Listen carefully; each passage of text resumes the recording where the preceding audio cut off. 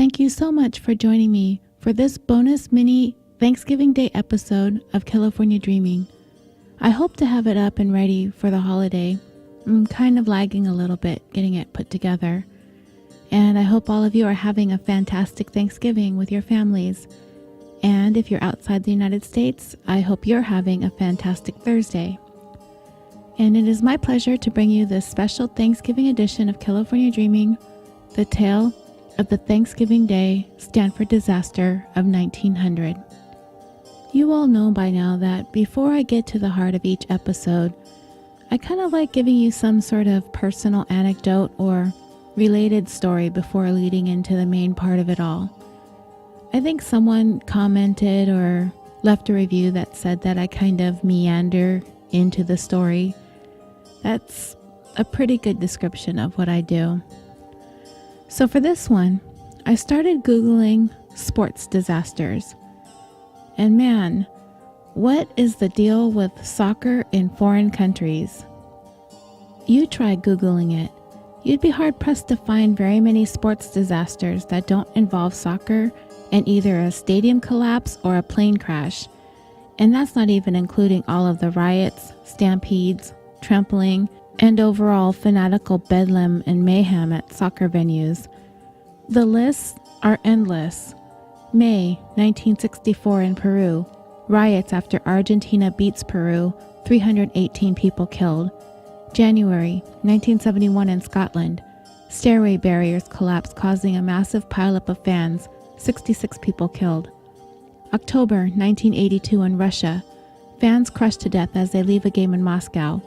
However, the tragedy wasn't disclosed by the former Soviet Union for years, and when they finally did, they give an official death toll of 66. However, the actual number is thought to be as high as 340. May 1985 in England, 56 people are killed when a fire broke out in the stands. Also in May of 1985, in Belgium, 35 people are killed in rioting before the European Cup final. They didn't even wait until after the game. March 1988 in Nepal, 93 people are killed attempting to flee a hailstorm that erupted during the game.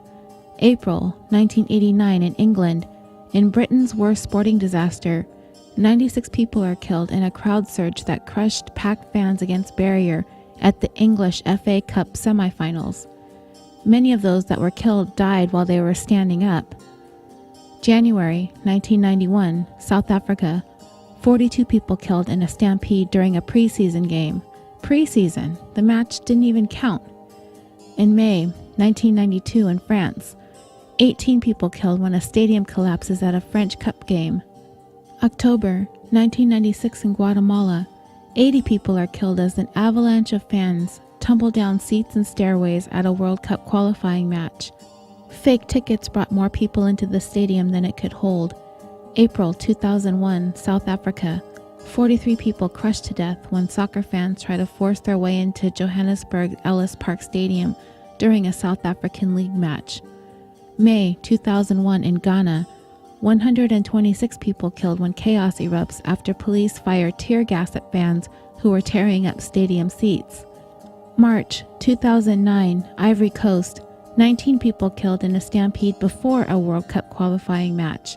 And in February 2012 in Egypt, 73 people killed when fans riot after a local team upsets one of Egypt's most successful clubs. I Googled soccer disasters in the United States, but I could not find anything. I'm assuming it's due in large part to the fact that fans aren't as passionate about soccer here in the United States as they are in other countries. It's not the kind of football Americans tend to gravitate towards. However, there is one football disaster. And by football, I'm talking about American football, not soccer. There is one disaster that happened on Thanksgiving Day in the year 1900. I found a couple of articles about the event that took place during that game between rival Stanford and the California Golden Bears, the team that represented Berkeley. But the events of the disaster of that rivalry game was quickly swept under the rug at the time, with hardly a mention of it in any of the newspapers the following day. In an article written by Sam Scott for the Stanford Alumni Magazine in 2015 was a story about the disaster that was so well written and researched, I hardly needed to look any further. That game on Thanksgiving Day between Stanford and Cal in 1900 would be only the 10th time the two teams faced off, but the rivalry was already reaching a fever pitch, and fans in the San Francisco area were clamoring to get into the annual game between the two teams. In 1897, some 15,000 fans were jam-packed into a space that was only suited for maybe about 10,000. What made it even more difficult was droves of freeloaders, mostly boys, who were making their way past police, hopping the fences to get into the stands to see the game. Now this is kind of starting to sound like a modern-day soccer event, right? And just like those foreign soccer venues, structures were flimsy, and all these football fans were precariously seated in places not meant to hold spectators, despite warnings from the contractor who built the stands. As the game was coming to a close, a section of the roof covering the grandstands collapsed under the weight of all the fans who weren't supposed to be up there. As the spectators began to panic, they toppled barricades and fences to help pull support beams and other debris off of those trapped under the collapse. But amazingly, nobody was killed that day. However, fast forward 3 years to Thanksgiving Day 1900, and those very same factors would align as game day was getting underway. An overflow of fans for the big game, excited but unattended to kids, and an overwhelmed police force would all lend to the disaster to come. This was the dawn of the 20th century, and this rivalry game between Stanford and Cal was becoming bigger and bigger with each passing year. They had come a long way since their first meeting in 1892, when they had this kind of ridiculous half-hour delay because team managers, one of them being future President Herbert Hoover, forgot to bring a ball to the game. So many people were showing up to these games, more than anyone would have anticipated, and as the turn of the century was approaching, interest in the big game was growing exponentially. The rivalry grew even more contentious in 1898 when the mayor of San Francisco offered a bronze statue to the winning team of the 2 out of the next 3 showdowns. Having been winless at that point, Cal stepped it up with a pair of victories, thus claiming the bronze statue. This would bring into the mix the much-needed element of true competitiveness for the growing rivalry. And with this bronze statue adorning the outside of the Berkeley campus came the elements of payback and redemption. The Thanksgiving game day of 1900 was being hyped as the biggest game ever. The estimated crowd of 19,000 was being labeled as the largest attendance for a sporting event west of the Mississippi. In the days leading up to the big game, the field located on 16th Street and Folsom was clamoring with construction workers, rushing to build bleachers in anticipation of a capacity crowd. This game was also marking the end of an era for bragging rights on this field in San Francisco's Mission District, as neither campus had a stadium big enough to support the crowd the game drew. But this was going to be the last game played there on Thanksgiving. After this one, it was scheduled to be played at alternating campuses and earlier in the season to avoid the holiday. This was going to be the last time this game was going to be held on this field on Thanksgiving.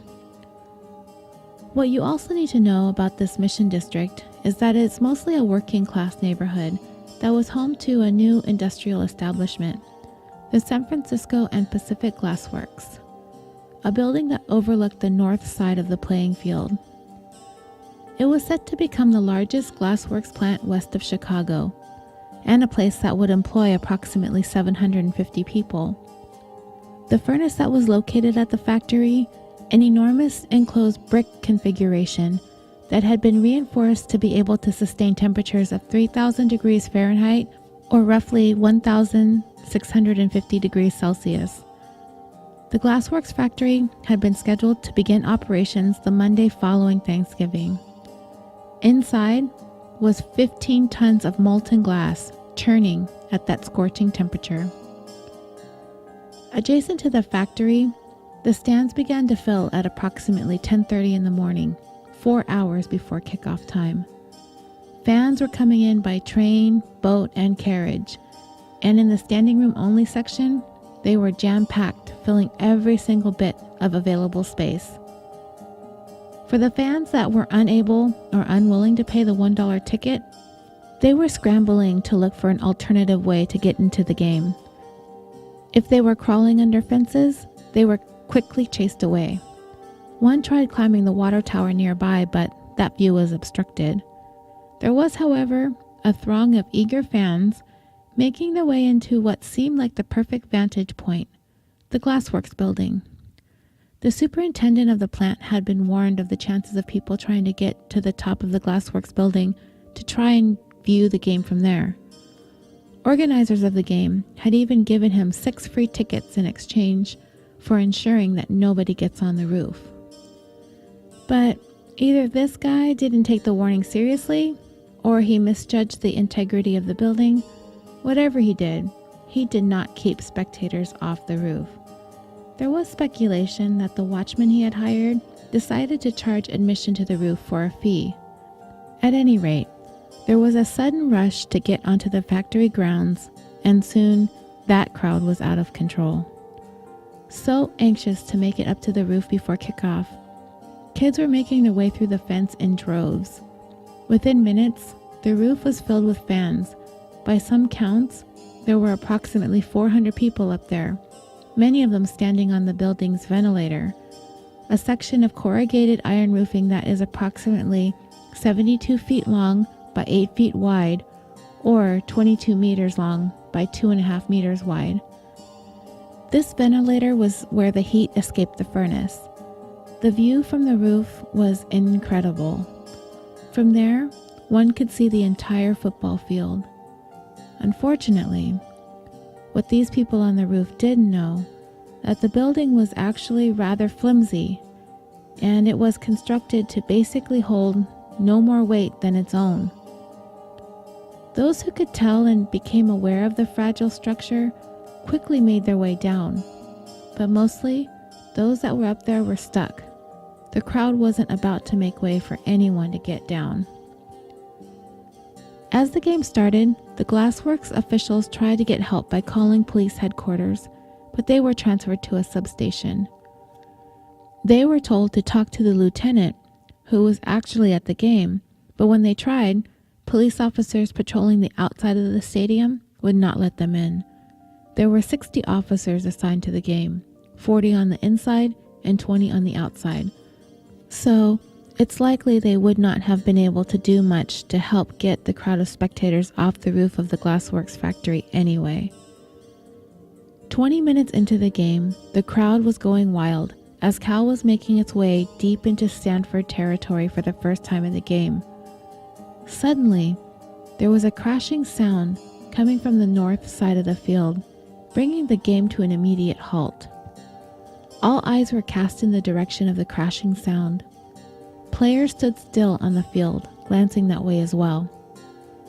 It wasn't exactly clear as to what had happened, but according to one account of that moment, it seems a Berkeley fan, afraid of this being a Stanford diversion tactic, shouted, "It's a job," and suddenly, everyone's attention was back to the game, and it would continue on, as if nothing had happened.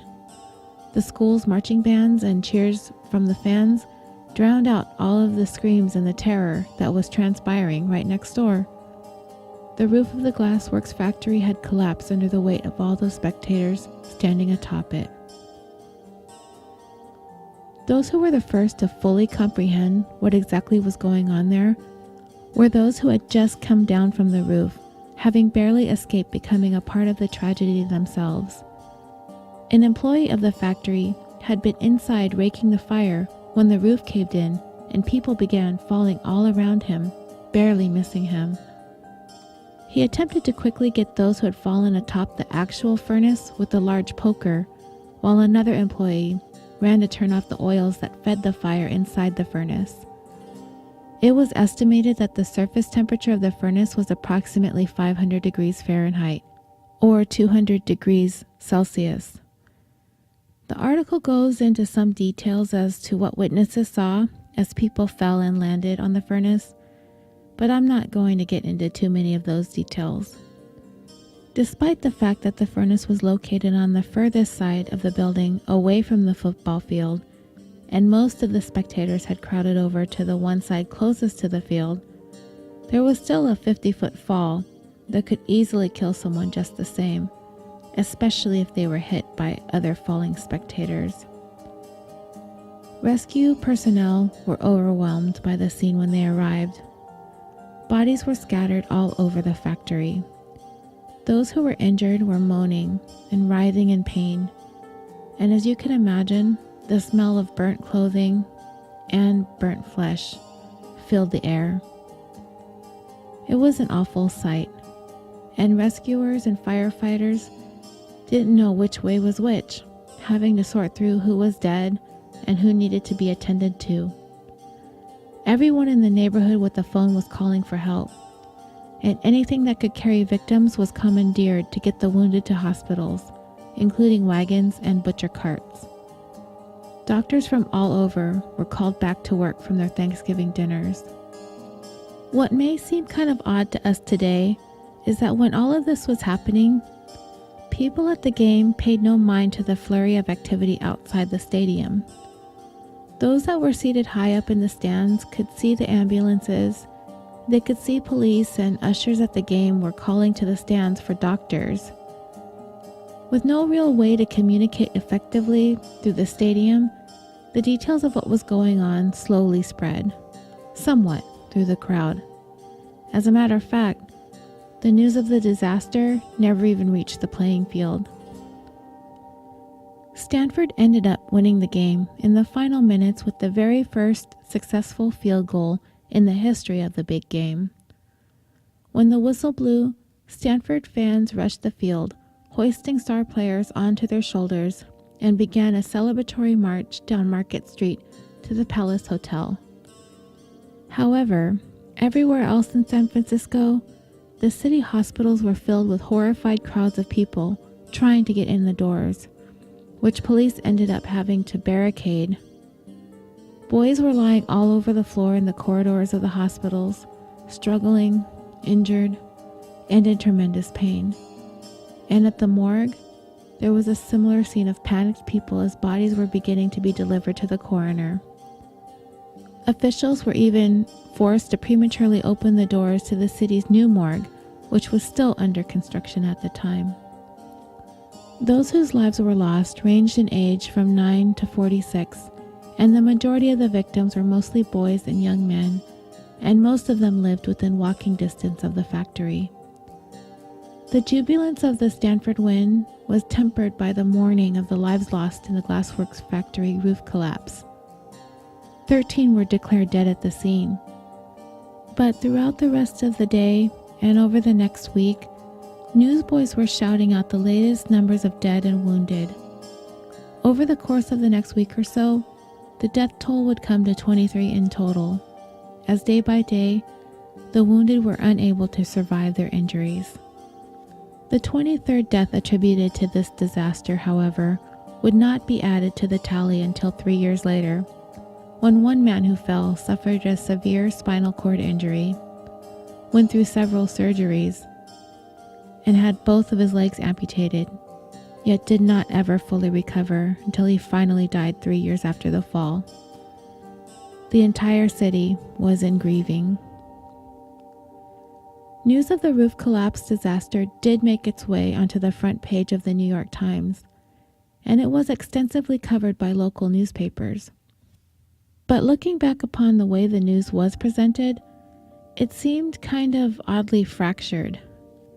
On one page, there was news of the devastation and horror of the collapse, and on the next was news of the exciting Stanford win at the big game. It had even been described by the San Francisco Chronicle as the most exciting football game ever played by the two California universities. And no reporter asked any player or any coach about their thoughts of the tragedy, something that most certainly would have happened today. And what about the college newspapers? Well, the Stanford Daily featured a lengthy article about the victory, yet Not one single word about the disaster that befell spectators